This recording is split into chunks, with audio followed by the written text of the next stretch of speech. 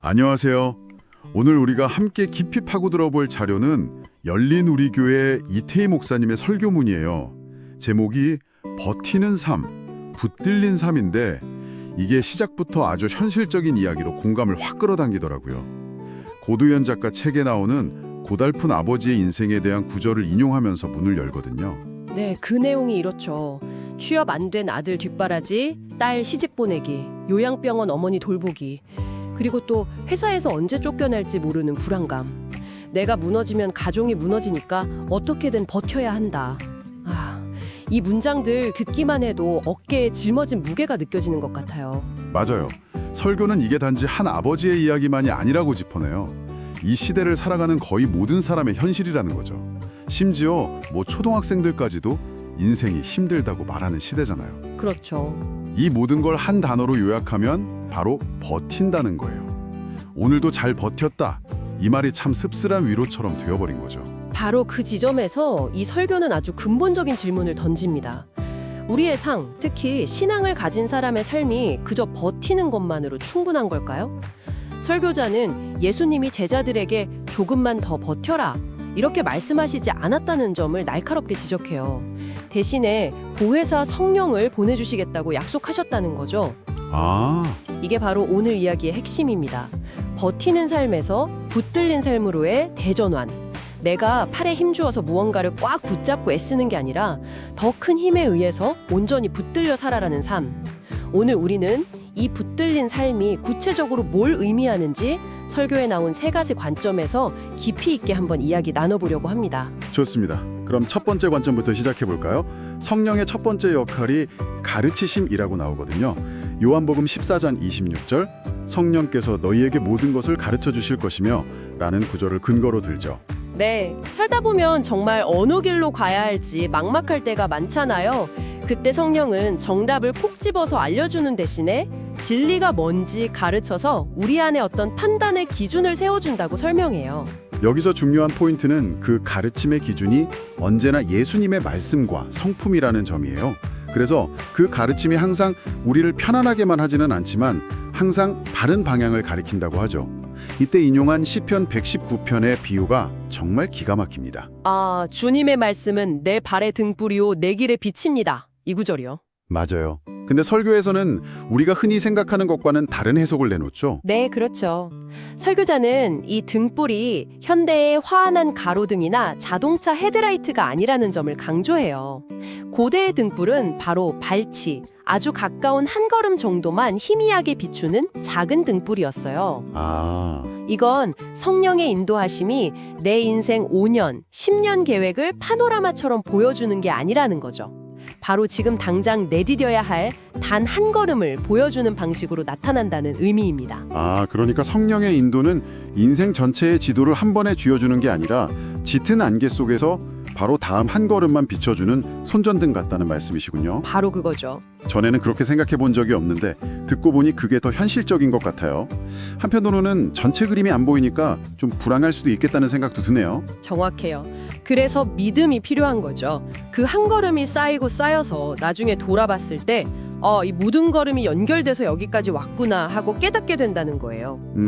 설교에서 성령을 우리 영혼의 내비게이션이라고 비유한 것도 같은 맥락이에요. 길을 잘못 들어서도 경로를 이탈했습니다 하고 끝나는 게 아니라 그 자리에서 다시 새로운 경로를 안내합니다라고 말해주는 존재라는 거죠. 버티는 삶이 어둠 속에서 더듬거리는 거라면 붙들린 삶은 비록 한 걸음 앞만 보일지라도 그 작은 빛을 신뢰하며 걷는 거군요. 네, 그렇게 볼 수 있죠. 한 걸음의 빛을 신뢰하며 걷는 삶이라 멋진 표현이네요. 그럼 그 길을 걸어갈 내면의 힘은 어디서 오는 걸까요? 이게 자연스럽게 두 번째 역할로 연결되는 것 같아요. 바로 생각나게 하심이죠. 맞아요. 요한복음 14장 26절 후반부 내가 너희에게 말한 모든 것을 생각나게 하실 것이다 라는 부분인데요.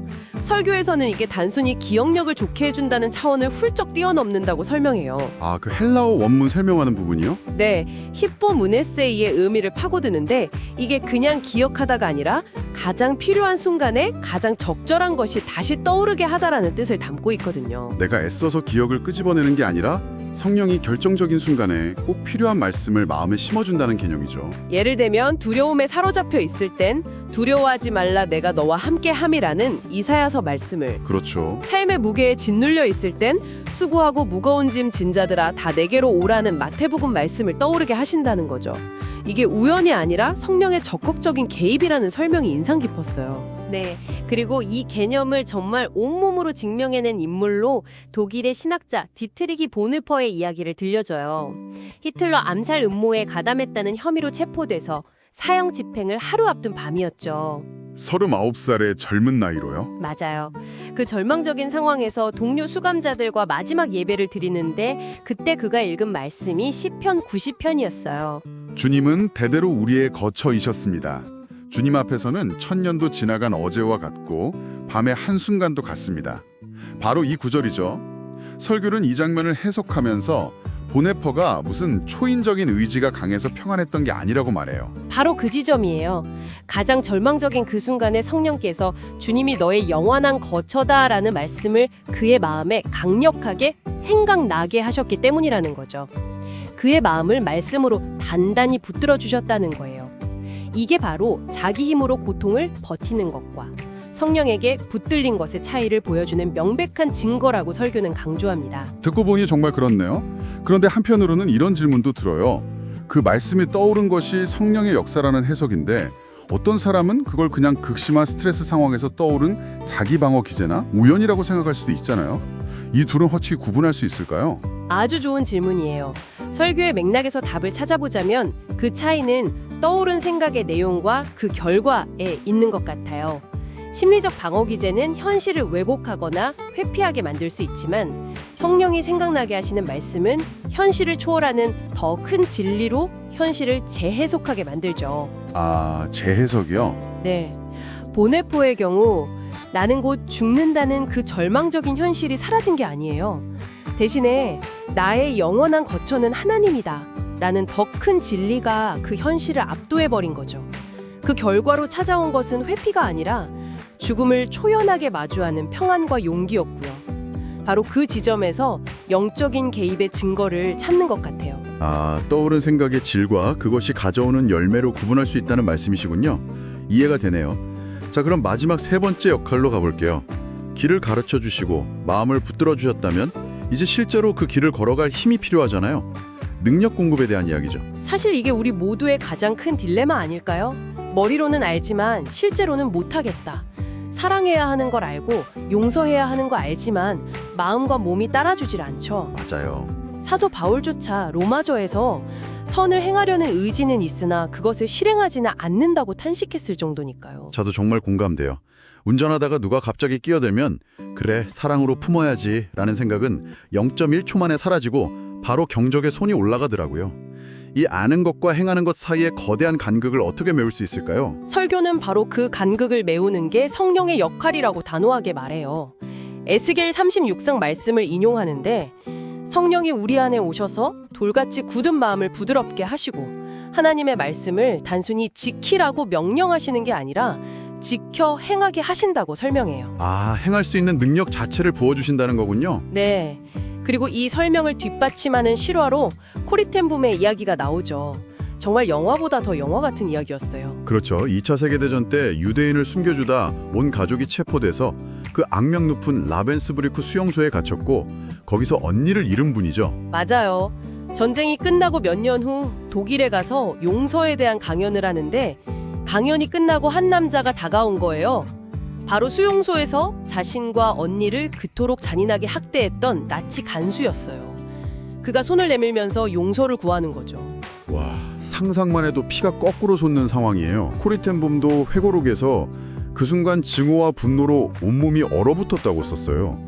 언니가 고통스럽게 죽어가던 모습, 자신이 겪었던 수치와 모욕이 생생하게 떠올라서 도저히 손을 내밀 수가 없었대요. 바로 그때 그녀가 속으로 이렇게 기도했다고 하죠.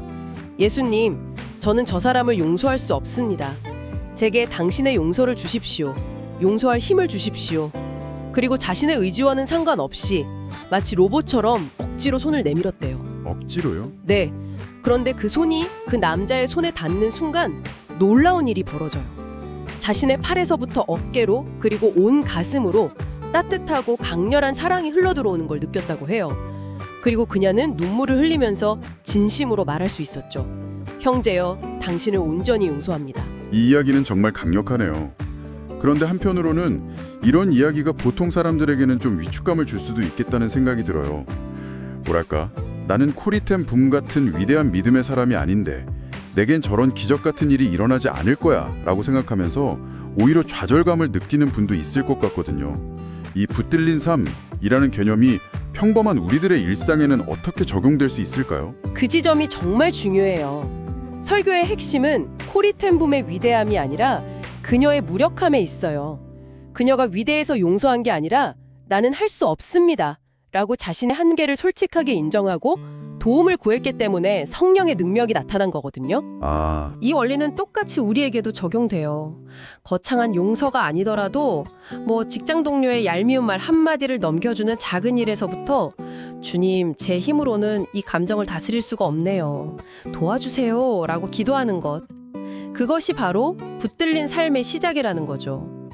빌립보서 2장 13절 말씀처럼 우리 안에서 선한 일을 하고 싶은 소원을 주실 뿐 아니라 그것을 실천할 능력까지 주시는 분이라는 믿음이에요. 그렇군요. 영웅적인 행동이 아니라 자신의 무력함을 인정하는 그 순간에 능력이 임한다는 거네요. 자, 오늘 나눈 이야기를 정리해 볼 시간이네요. 우리의 힘만으로는 그저 버티기만 하는 고단한 삶에 성령께서 오셔서 3가지 방식으로 우리를 도우신다고 했어요. 네. 첫째, 진리의 말씀으로 가야 할 길을 가르치시고, 둘째, 가장 필요한 순간에 말씀을 생각나게 해서 마음을 붙드시고, 마지막으로 말씀대로 살아갈 능력을 주신다. 이 모든 것이 결국 우리가 더는 고통스럽게 버티는 게 아니라 성령에게 온전히 붙들린 삶을 살 수 있다는 메시지로 이어지네요. 맞아요. 그리고 설교는 여기서 그치지 않고 이 붙들린 삶을 살기 위한 아주 구체적인 실천 방안 3가지를 제안하면서 마무리해요. 첫째는 매일 말씀을 읽고 묵상하라는 거예요. 성령은 언제나 말씀을 통해 일하시기 때문에 우리 안에 말씀이라는 재료가 있어야 한다는 거죠. 둘째는 어려움이 닥쳤을 때 사람이나 방법을 찾기 전에 먼저 말씀을 펴라는 것이었죠. 주님, 이 상황에서 제게 뭐라고 말씀하세요? 라고 물으며 말씀을 찾을 때 성령께서 가장 적절한 말씀으로 우리를 붙들어 주실 거라는 약속이고요. 그리고 마지막 셋째는 순종하라는 거예요. 말씀을 통해 무언가 깨닫게 하시고 마음을 움직이실 때 그것이 불가능해 보이더라도 아주 작은 순종의 발걸음이라도 내디뎌 보라는 거죠. 그 순종이 바로 성령의 능력을 경험하는 통로가 되기 때문이라고 해요. 버티는 삶을 내려놓고 붙들린 삶을 사십시오. 그것이 진정한 자유이고 능력이고 기쁨입니다. 설교의 이 마지막 문장이 오랫동안 기억에 남을 것 같아요. 이 설교는 버티는 것과 붙들리는 것이라는 아주 선명한 대조를 통해 신앙의 본질을 잘 보여줬어요. 오늘 내용을 들으신 당신에게 마지막으로 생각해볼 질문을 하나 드리고 싶어요.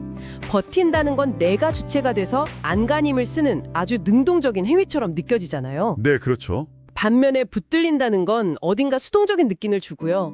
그래서 오늘 당신이 한번 깊이 생각해 보셨으면 하는 질문은 이것입니다. 지금 당신의 삶에서 그저 버티고 있는 그 영역에서 당신이 할 수 있는 가장 강력하고 능동적인 행동이 어쩌면 모든 힘을 빼고 붙들려 보기로 결단하는 적극적인 항복은 아닐까요? 그리고 그 적극적인 항복은 당신의 삶에서 구체적으로 어떤 모습일지 한번 그려보시는 건 어떨까요?